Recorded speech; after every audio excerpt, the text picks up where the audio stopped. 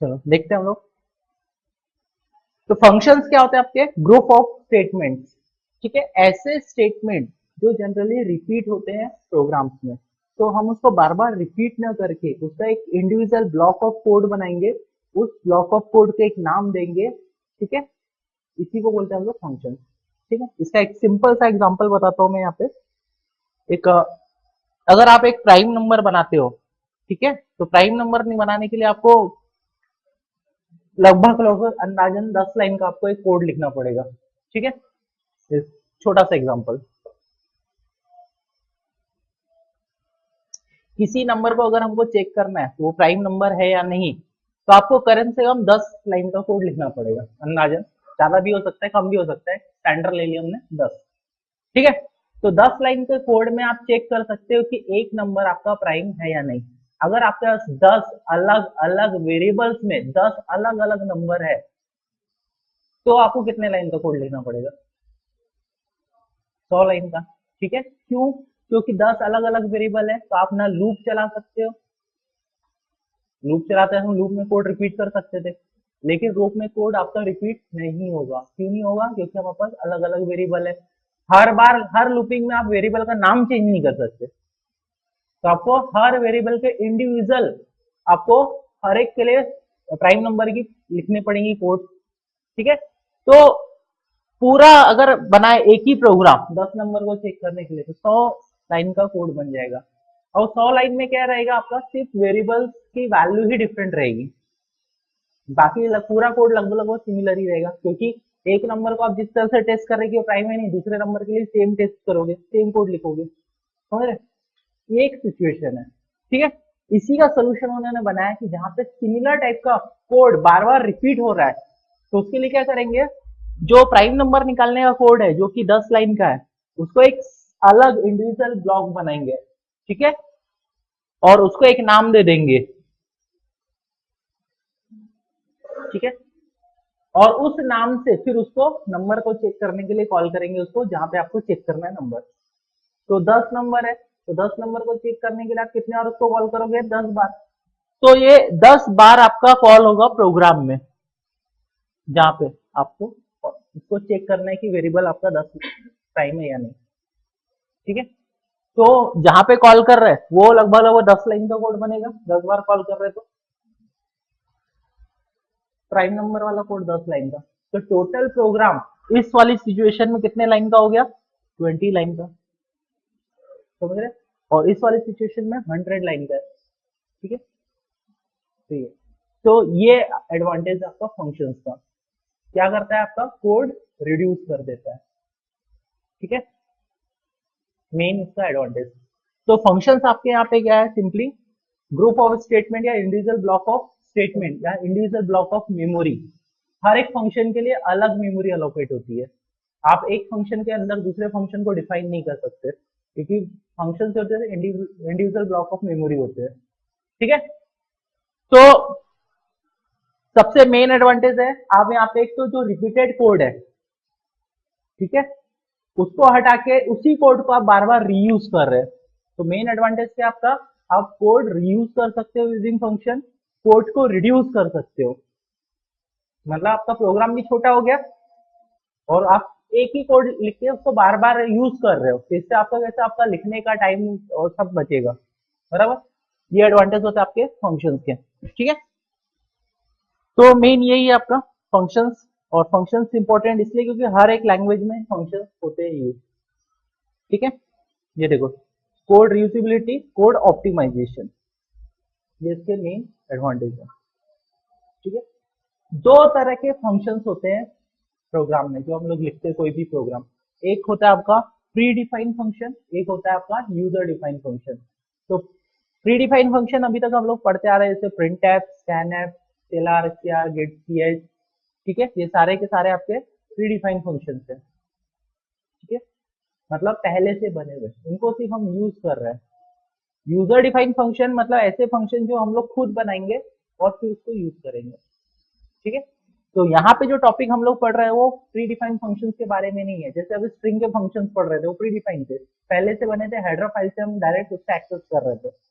बराबर, user define function मतलब हमको, क्योंकि सीधी बात है, हम लोग अगर प्रोग्राम बना रहे तो जो जिनने भी लैंग्वेज बनाया उसने हमारी रिक्वायरमेंट के हिसाब से तो फंक्शंस बनाए ही होंगे, तो हमको हमारी रिक्वायरमेंट के हिसाब से खुद के फंक्शंस बनाने पड़ेंगे, तो उसको बोलेंगे हम लोग यूजर डिफाइन फंक्शन, मतलब हमारे बनाए हुए फंक्शन। ठीक है, तो दोनों प्री डिफाइन और यूजर डिफाइन फंक्शन फिर से टू टाइप्स में डिवाइड होते हैं, मतलब फिर से इनको दो पार्ट में डिवाइड करते हैं, विथ पैरामीटर फंक्शन और विदाउट पैरामीटर फंक्शन। देखो, लाइब्रेरी फंक्शन और यूजर डिफाइन फंक्शन दो तरह के होते हैं। दोनों के दोनों फंक्शन, लाइब्रेरी फंक्शन भी और यूजर डिफाइन फंक्शन भी, फिर से दो टाइप में डिवाइड होते हैं, विथ पैरामीटर और विदाउट पैरामीटर फंक्शन। ठीक है, ऐसे फंक्शन जिसमें हम डेटा पास कर सकते हैं और ऐसे फंक्शन जिसमें हम डेटा पास नहीं कर सकते। For example CLR without parameter, उसमें हम डेटा पास नहीं कर सकते। प्रिंटफ विथ पैरामीटर, उसमें हम डेटा पास करते ही है। ठीक है, ये हुआ। तो फंक्शंस को अगर आपको सीखना है तो सी लैंग्वेज में फंक्शंस को तीन पार्ट में डिवाइड किया है, तीन पार्ट में, तीनों पार्ट आपको वन बाय वन पढ़ने पड़ेंगे। तो सबसे फर्स्ट पार्ट होता है आपका फंक्शन डिक्लेरेशन। फंक्शन डिक्लेरेशन में क्या होता है आपका, हम कंपाइलर को बताते हैं कि हम लोग किस नाम का फंक्शन बनाने जा रहे हैं। जो फंक्शन डिक्लेरेशन का सिंटेक्स होता है वो तीन पार्ट में डिवाइड होता है। सबसे पहले फंक्शन का नाम, किस नाम से हम उस फंक्शन को बना रहे हैं, वो एक आइडेंटिफायर है, मतलब आइडेंटिफायर के रूल्स को फॉलो करेगा। तो इसमें क्या नहीं आएंगे, सिंबल्स नहीं आएंगे, नंबर एंड में होंगे, बीच में नहीं होंगे, स्पेस नहीं होगा, कीवर्ड नहीं होगा, केस सेंसिटिव होगा। ठीक है, ये सारे रूल्स जो स्टार्टिंग में पढ़े थे हमने आइडेंटिफायर के, वो इसके भी अप्लाई होंगे। ठीक है, तो नाम आपको आइडेंटिफायर के रूल्स को फॉलो करते हुए रखना है। दूसरा होता है आपका फंक्शन का रिटर्न टाइप, जो कि एक डेटा टाइप होता है। फंक्शन का रिटर्न टाइप बताता है, फंक्शन का देखो बहुत सिंपल में बता रहा, अगर मैं एज अ प्रोग्रामिंग लैंग्वेज में बात करूं, मतलब टेक्निकल प्रोग्राम बनाने के हिसाब से बात करूं, फंक्शन का बहुत सिंपल काम है, इनपुट लेना, प्रोसेस करना, डेटा का आउट कर देना, खत्म। तो रिटर्न टाइप जो है, जो डेटा आउट होता है उसका टाइप बताता है, मतलब आपने जो फंक्शनलिटी परफॉर्म की उसके बाद रिजल्ट क्या आया उस फंक्शनलिटी का, उस रिजल्ट का टाइप होता है रिटर्न टाइप, यानी डेटा टाइप, कि आप क्या डेटा रिटर्न करवाने वाले हो उस फंक्शन से लास्ट में। ठीक है, तो रिटर्न टाइप यहाँ पे एक डेटा टाइप होता है जो बताता है कि फंक्शन जब खत्म होगा, मतलब फंक्शन जब क्लोज होगा, तो क्लोज करने के पहले वो कौन सा डेटा रिटर्न करेगा। ठीक है, अब वो डेटा रिटर्न कहाँ पे होता है वो हम बाद में पढ़ेंगे, बस होता है। ठीक है, फंक्शन नेम। तीसरा होता है आपका पैरामीटर, पैरामीटर लिस्ट या इसको आर्गुमेंट्स भी बोलते हैं। तो पहले ही बोला मैंने थोड़ी देर पहले कि फंक्शन डेटा इनपुट लेता है, तो इनपुट लेगा कहाँ से, पैरामीटर लिस्ट से।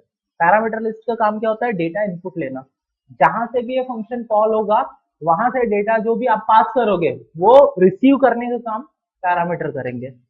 पैरामीटर आर्गुमेंट भी बोलते हैं इसको, या फॉर्मल पैरामीटर लिस्ट बोलते हैं, फॉर्मल आर्गुमेंट भी नाम है इसके अलग अलग। फॉर्मल, फॉर्मल एक्चुअल में फॉर्मल बोलते हैं इनको, फॉर्मल पैरामीटर, फॉर्मल आर्गुमेंट। ठीक है, तो इनका काम क्या होता है आपका, डेटा रिसीव करना जहां पे भी फंक्शन कॉल होगा वहां से। ठीक है, और ये फंक्शन के लोकल मेंबर होते हैं, मतलब local memory. Function individual block of memory है, मतलब वो उसी फंक्शन के लोकल मेंबर होंगे, आप उसको उस फंक्शन के अलावा दूसरे में कॉल नहीं कर पाओगे।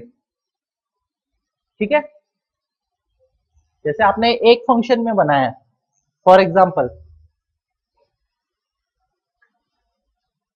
जैसे देखो नीचे दिए कैसे बनाते पैरामीटर, जैसे यहाँ पे मैंने बनाया एक इंट ऐड करके एक फंक्शन बनाया, इंट ए और इंट बी करके लिखा है यहाँ पे। ठीक है, तो ये फंक्शन, ये जो होते हैं ये इस फंक्शन के लोकल मेंबर होंगे। लोकल मतलब आप इसकी रेंज में ही कॉल कर सकते हो। अगर आप दूसरा कोई फंक्शन बनाते हो एक्स वाई जेड करके और यहाँ पे ए कॉल करोगे तो एरर आ जाएगी। ठीक है, तो जो पैरामीटर्स होते हैं उस फंक्शन के लोकल मेंबर्स होते हैं, तो आप उस फंक्शन के अलावा दूसरे फंक्शन में उसको कॉल नहीं कर सकते। ठीक है, क्योंकि क्यों नहीं कर सकते, क्योंकि इनकी मेमोरी अलग बनेगी, इनकी मेमोरी अलग बनेगी। Function individual block of memories होती है, तो एक मेमोरी का डेटा आप दूसरी मेमोरी में कॉल नहीं कर सकते। ठीक है, तो यहाँ पे अगर आपको कॉल करना है तो यहाँ पे इंट ए फिर से आपको डिक्लेयर करना पड़ेगा, जो कि एक्स वाई जेड का लोकल मेंबर होगा। ठीक है, तो ये हो गया आपका सिंपल। तो पैरामीटर लिस्ट का काम क्या होता है आपका, डेटा रिसीव करना। ठीक है, तो फंक्शन डिक्लेरेशन जो है सी लैंग्वेज में आप टॉप में कर सकते हो, मतलब मेन के ऊपर कर सकते हो, मेन के अंदर भी कर सकते हो। डिक्लेरेशन आप कहीं भी कर सकते हो। कंडीशन सिर्फ एक कि आप उस फंक्शन को जब यूज कर रहे हो उसके पहले आपको डिक्लेयर करना है। ठीक है, डिक्लेरेशन के पहले आप फंक्शन को यूज नहीं कर सकते, कॉल नहीं कर सकते। अगर आप ऐसा करते हो तो एरर आ जाएगी प्रोग्राम में। ठीक है, तो आप मेन के ऊपर करो, अंदर करो, कहीं भी करो, पर उस फंक्शन को कॉल करने के पहले करो। विदाउट डिक्लेरेशन फंक्शन कॉल नहीं होता है। ठीक है, तो डिक्लेरेशन सिर्फ बताता है कि फंक्शन का रिटर्न टाइप क्या होगा, तीन चीजें ही बताता है। फंक्शन का रिटर्न टाइप क्या होगा, मतलब किस तरह का डेटा रिटर्न करेगा, दूसरा उसका नाम क्या होगा, तीसरा उसमें पैरामीटर्स क्या होंगे। तो आप पैरामीटर डिक्लेयर कैसे करोगे, पैरामीटर लिस्ट में आपकी सिंपल चीजें होती है, दो चीजें, एक नंबर ऑफ आर्गुमेंट, मतलब कितने आप वेरिएबल डिक्लेयर कर रहे हो उसके अंदर, और दूसरा क्या होता है उन वेरिएबल्स के टाइप। ठीक है, और एक और चीज याद रखना है, यहाँ पे आप जितने भी आर्गुमेंट लिख रहे हो, आर्गुमेंट डिक्लेयर करना just like variable declaration. Variable declaration argument declaration में कोई डिफरेंस नहीं है। ठीक है, एक ही डिफरेंस है कि आप जो आर्गुमेंट है उसको, हर एक आर्गुमेंट को इंडिविजुअल डेटा टाइप आपको देना है। हर एक आर्गुमेंट को आपको इंडिविजुअल डेटा टाइप देना है, जबकि नॉर्मल आप वेरिएबल डिक्लेयर करते हो उसमें आप कैसे कर सकते हो, इस तरह से इंट a कॉमा बी। समझ रहे, नॉर्मल वेरिएबल जो डिक्लेयर करते हैं आप उसको कॉमा ला के 2 3 4 5 कर सकते हो। मैंने डेटा टाइप एक ही दे रहे हो, कॉमा ला के ए बी सी डी ऐसा कर सकते हो, जो यहाँ पे नहीं होता। यहाँ पे आपको हर एक वेरिएबल को इंडिविजुअल डेटा टाइप देना पड़ेगा। ठीक है, क्योंकि डेटा टाइप यहाँ पे डिफरेंट भी हो सकते हैं। तो इस तरह से भी आप डिक्लेयर कर सकते हो। इंट यहाँ पे क्या हो जाएगा, रिटर्न टाइप, मतलब फंक्शन एक इंटीजर वैल्यू रिटर्न करेगा। दूसरा फंक्शन नेम, फंक्शन नेम यहाँ पे क्या है, मैक्स। ठीक है, और एक और चीज देखो, फंक्शन की आइडेंटिटी होती है, मैंने स्टार्टिंग में जब क्लास लिया था तब भी बताया था कि जहां पे भी नाम, किसी भी नाम के आगे राउंड ब्रैकेट आता है तो क्या होता है, फंक्शन, जो कि फंक्शन की आइडेंटिटी होता है। किसी भी नाम के आगे, कीवर्ड के आगे नहीं, क्योंकि इफ के आगे भी राउंड ब्रैकेट आता है, लेकिन इफ कीवर्ड है। ठीक है, तो किसी भी नाम के अगर राउंड ब्रैकेट है आपका, वो फंक्शन हो जाएगा। और इसके अंदर क्या होता है आपके पैरामीटर लिस्ट, पैरामीटर लिस्ट को आपको इस तरह से भी डिक्लेयर कर सकते हो, इंट num1 इंट num2 करके, या फिर इसका दूसरा है इस तरह का भी सिंटेक्स है, मतलब आपको पैरामीटर्स के नाम देना डिक्लेरेशन में कंपलसरी नहीं है, आप उसको बाद में भी दे सकते हो नाम, सिर्फ आप डेटा टाइप लिख के छोड़ दो। तो डेटा टाइप से भी समझ जाता है कंपाइलर कि इस फंक्शन में दो तरह की वैल्यू इनपुट होगी, दो वैल्यू इनपुट होगी, फर्स्ट वैल्यू का टाइप होगा इंट और सेकंड वैल्यू का टाइप होगा इंट। ठीक है, क्योंकि दो इंट है, बस उसको सिर्फ सिंटेक्स से मतलब है, नाम फिर आप बाद में भी लिखो तो चलेगा, क्योंकि डिक्लेरेशन में आपको फंक्शन की मेमोरी अलॉट नहीं होती है, इसलिए आप वहां पे नाम देने की कंपलसरी नहीं है। सेम डेफिनेशन में भी अलॉट नहीं होती मेमोरी, डेफिनेशन में भी कंपाइलर को हम सिर्फ बताते हैं क्या कि फंक्शन में ये टास्क हो रहा है करके, मेमोरी एलोकेशन कब होती है फंक्शन को, जब उस फंक्शन को आप कॉल करोगे तब उसकी मेमोरी अलॉट होती है। ठीक है, समझे आपको, और लास्ट में दे देना है सेमी कॉलन। तो फंक्शन डिक्लेरेशन आप हमेशा कहाँ पे करोगे, फंक्शन को कॉल करने के पहले, जो आपको सबसे फर्स्ट, जनरली हम लोग जितने फंक्शंस बना रहे हैं उसको पहले ही लिख दो ऊपर, मेन के ऊपर, कि भाई ये फंक्शन हम डिक्लेयर करने वाले हैं। ठीक है, फंक्शन डिक्लेरेशन के बाद आपको बनाना है फंक्शन की डेफिनेशन।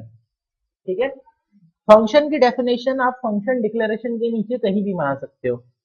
ठीक है, फंक्शन डिक्लेरेशन आपका दूसरे फंक्शन की डेफिनेशन के अंदर भी हो सकता है, ध्यान से सुनना, एक फंक्शन का डिक्लेरेशन किसी और फंक्शन की डेफिनेशन के अंदर हो सकता है, लेकिन डेफिनेशन कभी भी दूसरे फंक्शन की डेफिनेशन के अंदर नहीं होती है।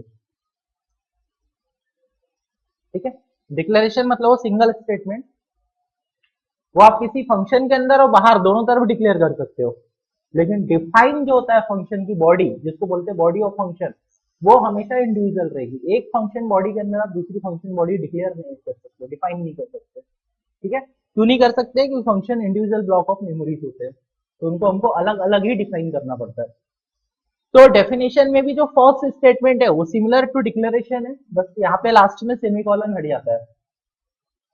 ठीक है, सेमीकोलन हट के क्या आ जाते हैं आपके कर्ली ब्रैकेट्स। कर्ली ब्रैकेट बताते हैं फंक्शन का स्कोप, कि ये फंक्शन यहाँ से स्टार्ट होगा और यहाँ पे क्लोज होगा। उन दोनों स्कोप के बीच में जितने भी स्टेटमेंट लिखोगे वो सारे स्टेटमेंट उस फंक्शन के मेंबर हो जाएंगे। मतलब जब भी वो फंक्शन कॉल होगा तो वो सारे स्टेटमेंट एग्जीक्यूट होंगे ही होंगे। ठीक है, तो यहाँ पे स्टेटमेंट्स मतलब बताते हो कि वो फंक्शन एक्चुअली में टास्क क्या परफॉर्म करेगा, वो आपको कोड्स लिखने हैं। तो जब भी ये फंक्शन आप कॉल करोगे क्या होगा, वो कोड्स एग्जीक्यूट करके वो टास्क को परफॉर्म करेंगे। अगर आप रिटर्न कर रहे हो कोई वैल्यू तो रिटर्न हो जाएगी वैल्यू। ठीक है, जैसे एग्जांपल दिया नीचे यहाँ पे, ये देखो इंट आपका रिटर्न टाइप हो गया मैक्स। यहाँ पे फर्स्ट पैरामीटर का नाम num1, सेकंड पैरामीटर का नाम num2, रिजल्ट यहाँ पे एक वेरिएबल लिया अंदर में, ये फर्स्ट स्टेटमेंट हो गया फंक्शन का। If num1 greater than num2 result equal to num2, ये आपके अगले स्टेटमेंट हो गए। Else result equal to num2, और लास्ट में देखो रिटर्न रिजल्ट कर दिए। तो अगर आपका फंक्शन का डेटा टाइप इंटीजर, फ्लोट या कैरेक्टर या इनबिल्ट डेटा टाइप या यूजर डिफाइंड डेटा टाइप होता है। डेटा टाइप दो तरह के होते हैं, मैंने पहले बताया। इनबिल्ट डेटा टाइप जैसे इंटीजर, कैरेक्टर, फ्लोट, ये सारे, या यूजर डिफाइंड। यूजर डिफाइंड हम आगे पढ़ेंगे। इस तरह का अगर आपका रिटर्न टाइप है तो आपके फंक्शन के अंदर रिटर्न स्टेटमेंट आएगा। और अगर आपको रिटर्न स्टेटमेंट नहीं यूज करना है फंक्शन में तो हम क्या लिखते हैं, वॉइड। आप रिटर्न टाइप की जगह क्या लिखोगे, वॉइड। वॉइड का मतलब आप उस फंक्शन के थ्रू कोई भी वैल्यू रिटर्न नहीं कर सकते। तो जब भी फंक्शन के सिंटेक्स में वॉइड आएगा स्टार्टिंग में नाम के पहले, मतलब आप कोई वैल्यू रिटर्न नहीं कर सकते, उसमें रिटर्न स्टेटमेंट लिखोगे तो एरर आ जाएगी प्रोग्राम में। ठीक है, अब रिटर्न स्टेटमेंट, जो रिटर्न स्टेटमेंट है जहां पे भी रिटर्न कीवर्ड आएगा वो स्टेटमेंट को क्या बोलेंगे हम लोग, रिटर्न स्टेटमेंट। और रिटर्न स्टेटमेंट आप फंक्शन में लास्ट में, बीच में, फर्स्ट में कहीं भी लिख सकते हो। फंक्शन के अंदर आप कहीं भी लिख सकते हो। ठीक है, लेकिन याद रखना जैसे ही वो रिटर्न स्टेटमेंट एग्जीक्यूट होगा उसके बाद वो फंक्शन क्लोज हो जाएगा। उसके आगे अगर आपने स्टेटमेंट लिखे हैं तो उन स्टेटमेंट की कोई वैल्यू नहीं। ठीक है, जैसे आपने 5 लाइन का एक फंक्शन बनाया, सिंपल सा एक, देखो अगर आपने 5 लाइन का एक फंक्शन बनाया, ये सपोज आपका फंक्शन है 1 2 3 4 5, और आपने यहाँ पे रिटर्न कर दी वैल्यू, तो फंक्शन यहीं पे क्लोज हो जाएगा, खत्म। इसके आगे 2 लाइन एग्जीक्यूट ही नहीं होगी। ठीक है, तो रिटर्न स्टेटमेंट आप कहीं भी लिख सकते हो फंक्शन में। रिटर्न स्टेटमेंट का मतलब ही कि आप उस फंक्शन को वहां पे खत्म कर रहे हो। तो खत्म करके मतलब उसकी मेमोरी को डिस्ट्रॉय करता है, और जो भी वैल्यू आप रिटर्न कर रहे हो वैल्यू को उस जगह पे पहुंचाएगा जहां पे वो फंक्शन कॉल हुआ है। ठीक है, और एक फंक्शन के अंदर एक से ज्यादा रिटर्न स्टेटमेंट हो सकते हैं। आप 2 भी लिख सकते हो, 3 भी लिख सकते हो, 10 भी लिख सकते हो, हमारे ऊपर डिपेंड है हमको जो भी करना है रिटर्न उसके हिसाब से। ठीक है, तो ऐसा कोई रूल नहीं कि आप एक फंक्शन के अंदर एक ही रिटर्न स्टेटमेंट लिख सकते हो, आप मल्टीपल भी लिख सकते हो। ठीक है, तो याद रखना वॉइड फंक्शन के अंदर आपका रिटर्न स्टेटमेंट नहीं आएगा। रिटर्न स्टेटमेंट हमेशा जो वॉइड फंक्शन नहीं है उसके अंदर आएगा। ठीक है, तो ये हो गया आपका सेकंड पार्ट जिसको बोलते हैं फंक्शन डेफिनेशन। तो फंक्शन डेफिनेशन बताता है working of function. Function declaration बताता है आपका कि आप क्या फंक्शन बना रहे हो, उसका रिटर्न टाइप क्या होगा, पैरामीटर क्या होगा। डेफिनेशन बताता है कि आप उसमें क्या कर रहे हो, क्या किस तरह का कोड लिख रहे हो, मतलब फंक्शन टास्क क्या परफॉर्म करेगा। और तीसरा होता है फिर आपका कॉलिंग, फंक्शन कॉलिंग। तो फंक्शन कॉलिंग मतलब सिंपल वैसे ही है जैसे आप अपने फ्रेंड को बुलाते हो नाम से। ठीक है, तो फंक्शन को जो नाम है उसी नाम से आपको फंक्शन को कॉल कर देना है। ठीक है, उसको बोलते हैं हम लोग फंक्शन कॉलिंग। जैसे एग्जांपल दिया यहाँ पे, देखो सबसे पहले यहाँ पे फंक्शन डिक्लेयर किया हमने, इसके बाद मेन के नीचे देखो फंक्शन को डिफाइन किया यहाँ पे, और यहाँ पे देखो फंक्शन को कॉल कर रहे हैं, ये दिख रहा है आपको मैक्स। तो सिर्फ हमने नाम लिखे फंक्शन का और उसके आगे राउंड ब्रैकेट दे दिया। ठीक है, तो फंक्शन का नाम लिख के उसके आगे राउंड ब्रैकेट दे दो, तो उसको बोलते हैं हम लोग फंक्शन कॉलिंग। क्योंकि ये पैरामीटराइज फंक्शन है, तो पैरामीटराइज फंक्शन में आपको डेटा इनपुट करना पड़ता है। क्योंकि मैंने पहले बताया पैरामीटर का काम ही होता है डेटा रिसीव करना, इनपुट लेना। डेटा को इनपुट किस में लेता है, वो फंक्शन के मेमोरी में। तो इनपुट करने के लिए आपको फिर राउंड ब्रैकेट के अंदर जितने नंबर ऑफ पैरामीटर है उतने नंबर ऑफ डेटा पास करने पड़ते हैं। तो इस फंक्शन में कितने नंबर ऑफ पैरामीटर है, 2। तो आपको 2 डेटा पास करना पड़ेगा। 2 डेटा मतलब 2 वैल्यू, 2 वैल्यू मतलब 2 वेरिएबल। ठीक है, तो यहाँ पे भी एक रूल है कि जो आपका फंक्शन में पैरामीटर है उसका जो टाइप होगा उसी टाइप की वैल्यू आप यहाँ से पास कर सकते हो। मतलब जो डेटा पास कर रहे हो उसका टाइप और पैरामीटर का टाइप सेम होना चाहिए। ठीक है, यहाँ पे जैसे ए पास किया आपने यहाँ पे, ठीक है, तो ए का टाइप देखो यहाँ पे क्या है, इंटीजर है। और जो उसको रिसीव कर रहा है फर्स्ट पैरामीटर में फर्स्ट डेटा आएगा, तो रिसीव करने के लिए देखो यहाँ पे फर्स्ट पैरामीटर num1 है, तो num1 का टाइप भी क्या है, इंटीजर। ऐसे बी पास कर रहे हैं तो बी का टाइप भी इंटीजर है और num2 का टाइप भी इंटीजर है। तो दोनों के डेटा टाइप भी सेम होने चाहिए। ये एक रूल याद रखो। दूसरा रूल क्या है कि आप जो वैल्यू रिटर्न कर रहे हो, ठीक है, जो वैल्यू रिटर्न कर रहे हो उसका डेटा टाइप यानी रिजल्ट का डेटा टाइप और फंक्शन का रिटर्न टाइप वो भी सेम होने चाहिए। यहाँ पे देखो फंक्शन का रिटर्न टाइप भी इंट है और रिजल्ट का डेटा टाइप भी इंटीजर है। ठीक है, तो ये छोटी छोटी चीजें जो फंक्शन के बारे में आपको याद रखनी है बनाते समय और यूज करते समय। ठीक है, तो फंक्शन यहाँ पे यानी वर्क कैसे करेगा, देखो मेन से स्टार्ट करते हैं हम लोग। ऊपर हमने इसको डिफाइन कर दिया, सॉरी डिक्लेयर कर दिया। ठीक है, डिक्लेरेशन से सिंटेक्स बताता है, डिक्लेरेशन सिंटेक्स कंपाइलर क्या बताता है कि इस प्रोग्राम के अंदर इस नाम का फंक्शन यूज हो रहा है। ठीक है, यही बताता है। चूंकि जो फंक्शन डेफिनेशन है वो मेन के नीचे है और मेन में हमने मैक्स को कॉल कर लिया, तो अगर हम डेफिनेशन नीचे डिक्लेयर नहीं करेंगे यहाँ पे फंक्शन को तो एरर आ जाएगी प्रोग्राम में। क्यों, क्योंकि प्रोग्राम का एग्जीक्यूशन कहां से होगा, आपका मेन से। मेन से होगा तो जैसे ये मैक्स पे पहुंचेंगे ये एक अननोन वर्ड हो जाएगा उसके लिए, उसको पता ही नहीं है मैक्स क्या है, तो एग्जीक्यूशन तो ऊपर से हुआ, तो उसको पता ही नहीं मैक्स क्या है, तो क्या होगा,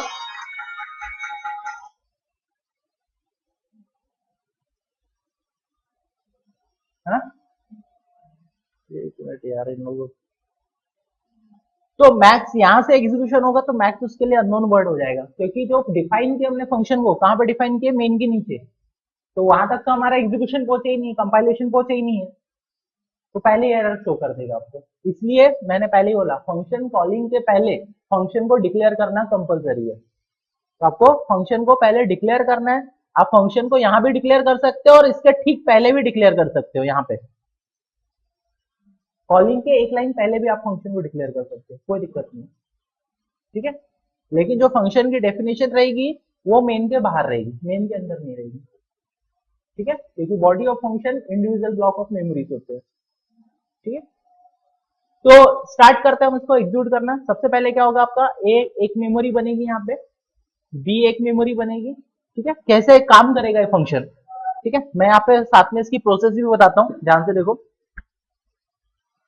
सबसे पहले क्या होगा, ए ये आपका मेन हो गया। ठीक है, तो यहाँ पे एक मेमोरी बनेगी आपकी क्या नाम से, ए नाम से। एक मेमोरी बनेगी आपकी बी नाम से।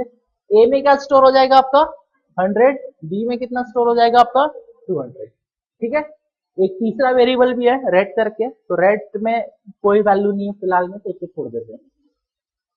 ठीक है, तो 3 वेरिएबल आपके डिक्लेयर है, तो 3 मेमोरी बनेगी मेन में। ठीक है, इसके बाद क्या कर रहे हैं हम लोग, मैक्स फंक्शन को कॉल कर रहे हैं।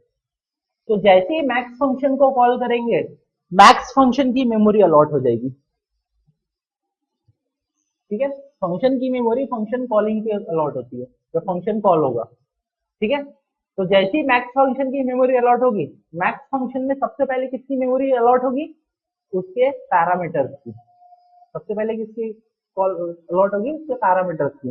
तो पैरामीटर्स चेक करो कितने, उसमें 2 है, तो एक num1 करके अलॉट होगा इसको और दूसरा num2 करके। ठीक है, इसके बाद क्या होगा आपका, ए से डेटा कॉपी हो जाएगा num1 में, मतलब 100 और 200 यहाँ पे डेटा कॉपी हो रहा है। हाँ, कॉपी हो रहा है मतलब क्या हो रहा है, num1 में भी 100 होगा और ए में भी 100 होगा, ठीक है। ऐसे ही यहाँ का डेटा यहाँ कॉपी हो जाएगा num2 में, मतलब डेटा आपका एक मेमोरी से दूसरी मेमोरी में पहुंच गया, इस मेमोरी में भी और उसका डुप्लीकेट दूसरी मेमोरी में भी है, ठीक है। इसके बाद क्या होगा आपका, इसका फर्स्ट स्टेटमेंट एग्जीक्यूट होगा, रिजल्ट, एक और मेमोरी अलॉट होगी आपकी रिजल्ट करके, ठीक है। इसके बाद क्या होगा आपका, num1 greater than num2 check करेंगे, तो num1 अगर आपका बड़ा है num2 से, कंडीशन ट्रू है तो रिजल्ट में num1 आ जाएगा, नहीं तो रिजल्ट में num2 आ जाएगा। यहाँ पे जो वैल्यू है उसके हिसाब से num2 की वैल्यू ग्रेटर है, तो num2 की वैल्यू रिजल्ट में आएगी, मतलब यहाँ पे आएगा आपका 200, ठीक है। उसके बाद क्या कर रहे हैं हम लोग, रिजल्ट को रिटर्न कर दे रहे हैं, तो रिजल्ट जो वैल्यू है वो कहां पे रिटर्न होगी, जहां पे वो फंक्शन कॉल होता है। तो कहां पे फंक्शन कॉल हो रहा है आपका, इस लाइन पे, इस स्टेटमेंट पे, ठीक है। और एक चीज, जब तक आपका फंक्शन प्रोसेस में है, मतलब मैक्स फंक्शन यहाँ पे इस प्रोग्राम में मैक्स फंक्शन है, तो मैक्स फंक्शन जब तक आपका एग्जीक्यूट हो रहा है तब तक मेन पॉज में रहेगा, मेन उसी स्टेटमेंट पे लटका रहेगा, ठीक है, वहां से आगे नहीं बढ़ेगा। जब ये फंक्शन वैल्यू रिटर्न कर देगा तब क्या होगा, इस फंक्शन की मेमोरी डिस्ट्रॉय हो जाएगी। जैसे वो फंक्शन वैल्यू रिटर्न करेगा उस फंक्शन की मेमोरी क्या होगी, डिस्ट्रॉय हो जाएगी, और वो वापस कहां जाएगा, मेन में। और मेन में वो जो वैल्यू है वो कहां रिटर्न होगी, जस्ट उस फंक्शन के नाम को रिप्लेस कर देंगे उस वैल्यू से, उस फंक्शन के नाम को रिप्लेस कर देंगे उस वैल्यू से। तो 200 यहां से रिटर्न हुआ, तो 200 को किससे रिप्लेस कर देंगे हम लोग, मैक्स के नाम से। तो वो स्टेटमेंट अब क्या बन जाएगा, रेट इक्वल टू 200, तो रेट में कितना स्टोर हो जाएगा आपका 200, तो यहाँ पे आ जाएगा आपका 200, ठीक है। तो ये वैल्यू आपकी इधर रिटर्न हो जाएगी, और फिर जब हम रेट को प्रिंट करेंगे तो 200 प्रिंट होगा आउटपुट में, ठीक है। इस तरह से कॉल होता है आपका फंक्शन, ठीक है। तो जब आप एक फंक्शन के अंदर दूसरा फंक्शन कॉल कर रहे हैं, मतलब आप एक मेमोरी से उठ के दूसरी मेमोरी, तो ये एक अलग मेमोरी हो जाएगी और ये एक अलग मेमोरी हो जाएगी। आप एक मेमोरी से उठ के दूसरी मेमोरी में गए, दूसरी मेमोरी में प्रोसेस हो रही है, तब तक फर्स्ट मेमोरी की प्रोसेस वहीं रुकी रहेगी, ठीक है। आप फर्स्ट मेमोरी से सेकंड में जा सकते हो, सेकंड से थर्ड में भी जा सकते हो, समझ रहे, मतलब आप मेन में कोई फंक्शन कॉल करते हो, उस फंक्शन के अंदर दूसरा कोई थर्ड पर फंक्शन भी कॉल कर सकते हो, और थर्ड फंक्शन के अंदर फोर्थ फंक्शन भी कॉल कर सकते हो, मतलब इस तरह से आप बहुत सारे फंक्शन की लिंकिंग कर सकते हो, ठीक है। तो लिंकिंग में क्या होगा, जो सबसे लास्ट लिंक फंक्शन है वो जब क्लोज होगा तो उसके फर्स्ट वाले में आएगा, फिर फर्स्ट वाला जो क्लोज होगा तो उसके फर्स्ट वाले में आएगा, और फिर ये वाला क्लोज होगा तो वापस फिर मेन में आएंगे, मतलब जिस हिसाब से कनेक्ट हुए थे उसी हिसाब से वो रिटर्न भी आएंगे, ठीक है। इस तरह से आपकी प्रोसेस होती है फंक्शन की, क्लियर। तो चलो स्टार्ट करते हैं हम लोग फंक्शंस बनाना। सबसे पहले बनाएंगे हम लोग विदाउट पैरामीटर फंक्शंस और फिर with parameter. Without parameter functions ऐसे फंक्शंस होते हैं जिसमें हम लोग डेटा पास नहीं कर सकते, ठीक है, मतलब वो सिर्फ किसी पर्टिकुलर टास्क को परफॉर्म करते हैं, जैसे CLR STR। तो CLR STR में हम लोग डेटा पास नहीं करते क्योंकि वो जरूरत ही नहीं है, क्योंकि CLR STR किसलिए यूज होता है, आपका स्क्रीन को क्लियर करने के लिए, समझ रहे। तो ऐसे कुछ काम के लिए आप भी फंक्शन बना सकते हो जिसमें आपको कोई वैल्यू पास करने की जरूरत नहीं है। फॉर एग्जांपल, अगर मैं सी में अगर प्रोजेक्ट बनाता हूँ तो ऐसे उन सभी फंक्शन को बनाता हूँ जहाँ पे मेरे को मेनू प्रिंट करना हो, क्योंकि मेनू बड़े बड़े होते हैं तो हम उसके लिए बार बार स्टेटमेंट लिख नहीं सकते, तो उसका एक इंडिविजुअल फंक्शन बना लेते हैं मेनू नाम से, जिसमें चॉइसेस दे देंगे यूजर को 1 for a, 2 for a, 3 for a, 4 for a, जो भी देना है, और फिर उस फंक्शन को हर उस जगह पे कॉल करेंगे जहां पे हमको मेनू की जरूरत है। तो मेनू की जरूरत है तो हमको वहां पे डेटा पास करने की जरूरत ही नहीं, क्योंकि मेनू हमको खाली प्रिंट ही करना है। एक सिंपल सा एक यूजर डिफाइंड फंक्शन में एग्जांपल बता रहा हूँ। तो इस तरह की जहां पे भी हमको सिचुएशन लगती है प्रोजेक्ट में या प्रोग्राम में, जहां पे आपको डेटा पास किए बिना उस टास्क को रिपीट करना, वहां पे कौन सा फंक्शन बनाएंगे, विदाउट पैरामीटर। और जहां पे आपको डेटा पे प्रोसेस करवानी हो फंक्शन के थ्रू, वहां पे विद पैरामीटर। ठीक है।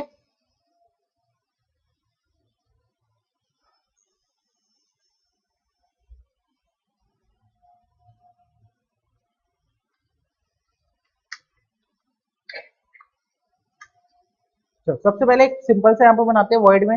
याद रखना आप कोई प्रोग्राम में कितने भी फंक्शन बना लो, ठीक है, स्टार्ट हमेशा प्रोग्राम कहां से होगा, मेन से। मेन आपका फर्स्ट फंक्शन होता है, इकलौता फंक्शन होता है। मतलब अगर प्रोग्राम में आप कोई फंक्शन नहीं बनाते तो एक फंक्शन जरूर होगा मेन।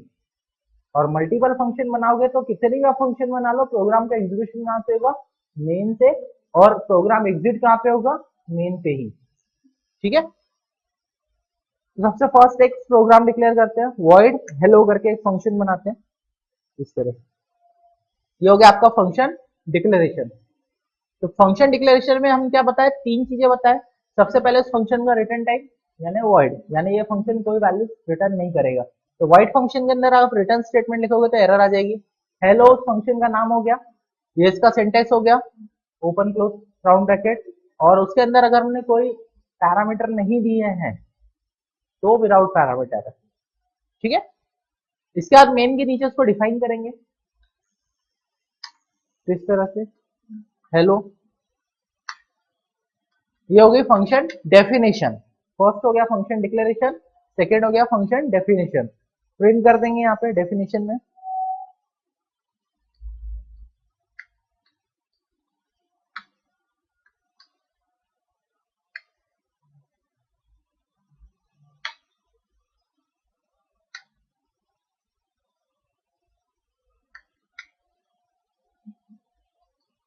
यहाँ पे दे देंगे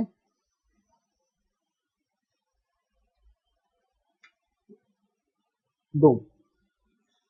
मेन में आते हैं फंक्शन डेफिनेशन में दो स्टेटमेंट लिखे हैं। इसका मतलब जब भी वो फंक्शन कॉल होगा तो वो 10 स्टेटमेंट एग्जीक्यूट होंगे और आउटपुट स्क्रीन पे प्रिंट हो जाएंगे। खाली खाली हम यहाँ पे प्रिंट कर रहे हैं।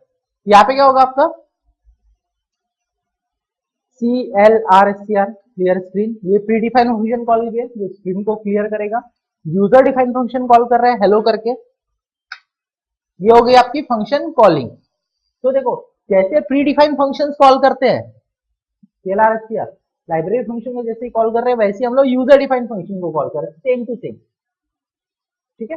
बस फर्क इतना है कि वो लाइब्रेरी में पहले से बना हुआ है और हम लोग हमारा खुद का बना के कॉल कर रहे हैं। दोनों का सिंटेक्स सेम ही है। ठीक है। इसके बाद लगा देंगे गेट ch इस तरह से सेव कर देंगे इसको 1.c करके। यहाँ पे क्या होगा, तीन टास्क परफॉर्म होंगे। पहला स्क्रीन क्लियर होगा, दूसरा हेलो। हेलो में आपके दो स्टेटमेंट एग्जीक्यूट होंगे जो स्क्रीन पे प्रिंट हो जाएंगे। और तीसरा गेट ch। गेट ch में आपका स्क्रीन होल्ड हो जाएगी जब तक आप कोई की प्रेस नहीं करते। ठीक है। ये हो गया आपका विदाउट पैरामीटर फंक्शन। ठीक है। तो जब ये फंक्शन कॉल होगा तो जो कंट्रोल है प्रोग्राम का वो यहाँ से जंप करके किस में आ जाएगा, हेलो में आ जाएगा। और हेलो जब तक फिनिश नहीं होता वो उसी के अंदर रहेगा और जैसे ही हेलो फिनिश होगा कंट्रोल वापस मेन में चला जाएगा। ठीक है। तो ये आपका सिंपल है विद पैरामीटर और without return type. Without return type नहीं मतलब without return statement, return type दिया उसका वाइड। ठीक है। वाइड मतलब कोई वैल्यू रिटर्न नहीं करेगा। सेव करते दूसरा फंक्शन बनाते हैं हम लोग यहाँ पे। अब देखते हैं हम लोग विथ पैरामीटर।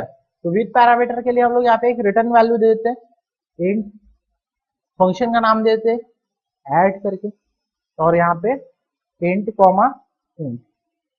तो ये इसका सिंटेक्स हो गया। तो इंटीजर मतलब इंटीजर वैल्यू रिटर्न करेगा। फंक्शन का नाम हो गया add,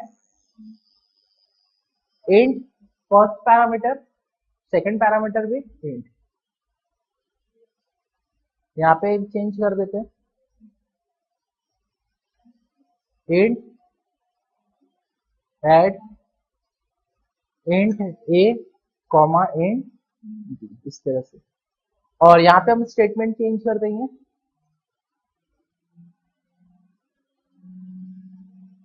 int C, C equal to A plus, और रिटर्न कर देंगे हम लोग यहाँ पे सी इस तरह से।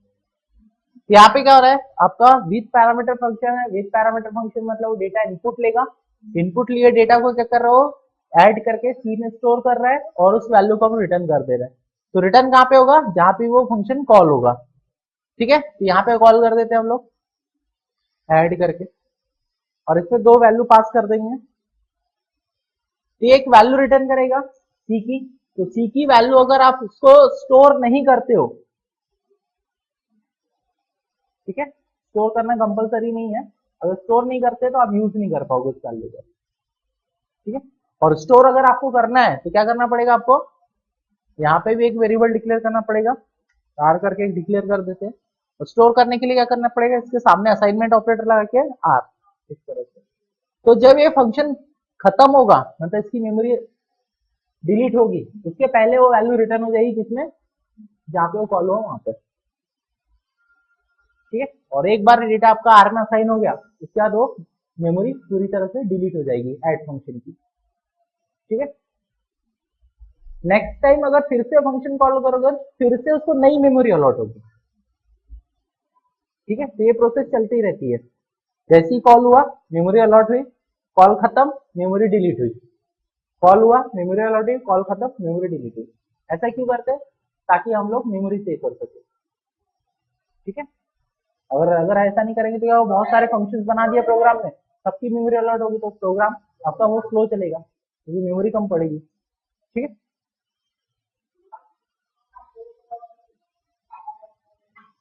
समझ गए। तो ये हो गया आपका सिंपल। तो उसको आज हम क्या करेंगे, आर को प्रिंट कर देंगे।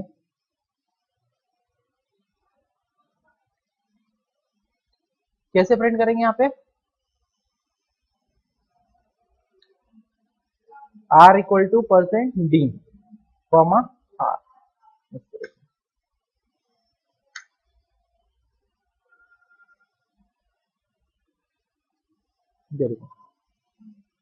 ठीक है, ये हो जाएगा आपका सिंपल सा फंक्शन, जिसमें हम लोग आर्गुमेंट भी दे रहे हैं और रिटर्न टाइप भी दे रहे हैं। ठीक है, ठीक। अब एक फंक्शन देखते हैं हम लोग, जिसमें हम लोग दो रिटर्न स्टेटमेंट यूज करेंगे। इस फंक्शन में एक ही रिटर्न स्टेटमेंट है। अब एक ऐसा फंक्शन देखते हैं जिसमें हम लोग दो रिटर्न स्टेटमेंट यूज करेंगे, मतलब उसमें एक से ज्यादा रिटर्न स्टेटमेंट होंगे। और तो एक से ज्यादा रिटर्न स्टेटमेंट कैसे काम करते हैं वो देखते हैं।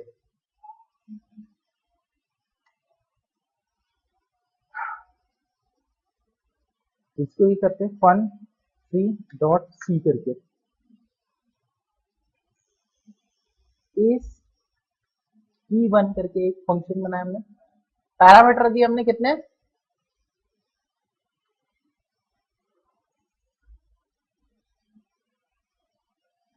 सिंगल पैरामीटर के साथ रहेगा ये फंक्शन आपका, और यहाँ पे इज E1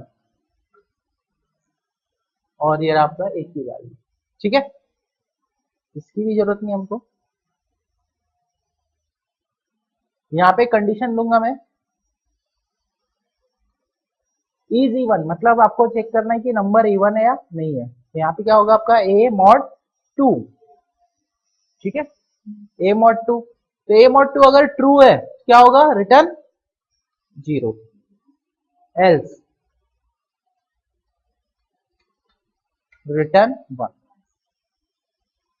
ये देखो दो रिटर्न स्टेटमेंट आ गए इसमें, एक रिटर्न स्टेटमेंट उसके बाद एल्स, उसका दूसरा रिटर्न स्टेटमेंट।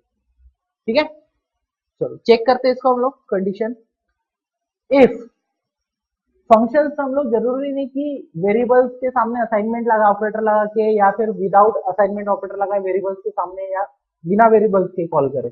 आप उसको इफ स्टेटमेंट में भी कॉल कर सकते हो, प्रिंटफ के अंदर भी कॉल कर सकते हो। ठीक है, मतलब एक फंक्शन की कॉलिंग के अंदर दूसरा फंक्शन भी कॉल कर सकते हो। ठीक है, तो जैसे देखो मैं यहाँ पे इफ के अंदर कॉल कर रहा हूँ, इज E1 इस तरह से। ठीक है, और यहाँ पे मैंने दे दिया 12 और एल्स। तो इज E1 में इफ के अंदर जब फंक्शन आपका फिनिश होगा तो वैल्यू कहां पे पास करेगा, इफ के अंदर। तो इफ के अंदर अगर पास होगी तो क्या होगा, वहां कंडीशन बन जाएगी वो वैल्यू, तो वो कंडीशन की तरह ट्रीट करेगा। अगर वैल्यू तुम्हारी 0 है तो क्या ट्रीट करेगा उसको, फॉल्स, और तुम्हारी 0 नहीं है तो क्या ट्रीट करेगा उसको, ट्रू। ठीक है, यहाँ पे क्या आएगा आपका प्रिंट एफ इवन नंबर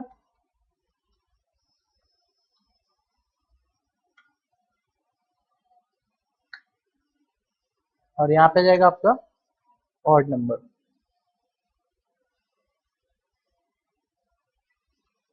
इस तरह से, ठीक है। तो हमने डायरेक्टली यहाँ पे देखो काम कैसे करेगा, सबसे पहले यहाँ पे सेव कर देते हैं इसको।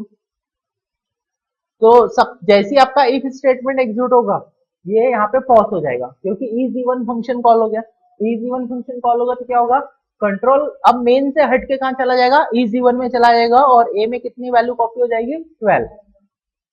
12 कॉपी होने अगर यहाँ पे एल 12 मॉड 2 करेंगे, 12 मॉड 2 जीरो होगा, जीरो होगा मतलब एल्स स्टेटमेंट में जाएंगे, मतलब ये वाला रिटर्न स्टेटमेंट स्किप हो जाएगा। उसकी जगह कौन सा एग्जीक्यूट होगा, एल्स वाला। तो रिटर्न होगा एल्स वाला एग्जीक्यूट होगा, मतलब रिटर्न क्या वैल्यू होगी आपकी 1। तो 1 जो वैल्यू है कहां पे रिटर्न होगी, इफ की कंडीशन के अंदर। तो इफ की कंडीशन के अंदर 1 आ जाएगा, मतलब इसको आप भूल जाओ, इसको किससे रिप्लेस कर दो, 1 से। तो इफ की कंडीशन में 1 आया मतलब कंडीशन ट्रू है, तो क्या प्रिंट होगा आपका इवन। और अगर हम 11 करते तो रिटर्न होता 0, तो इसकी कंडीशन फॉल्स हो जाती, फॉल्स हो जाती तो एल्स में ऑड नंबर, ठीक है। रन करेंगे, ठीक है, इवन नंबर और यहाँ पे देखो 11 कर देते हैं और, ठीक है। तो इस तरह से भी हम लोग मल्टीपल स्टेटमेंट बना सकते हैं, वैल्यू रिटर्न करते हैं, ठीक है। तो फंक्शन का बहुत सिंपल है, एज अ प्रोग्रामिंग हम लोग फंक्शंस बनाते हैं डेटा इनपुट लेने के लिए, प्रोसेस करने के लिए और डेटा को आउट कर देने के लिए, ठीक है। एक चीज याद रखना, कोई भी फंक्शन एट ए टाइम एक ही वैल्यू रिटर्न करता है, ठीक है। आप फंक्शन के अंदर दो वेरिएबल डिक्लेयर करोगे, इंट ए कॉमा इंट बी, और चाहोगे कि ए भी रिटर्न हो जाए बी भी रिटर्न हो जाए, तो ये पॉसिबल नहीं है, ठीक है। मतलब रिटर्न ए कॉमा बी ऐसा नहीं चलेगा, एक बार में एक ही वैल्यू रिटर्न होती है,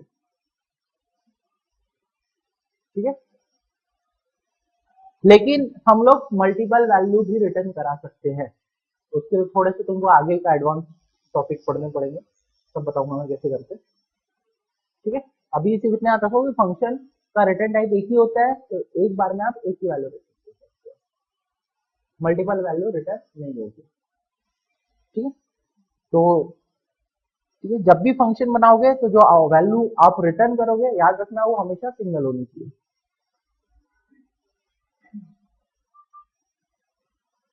ठीक है।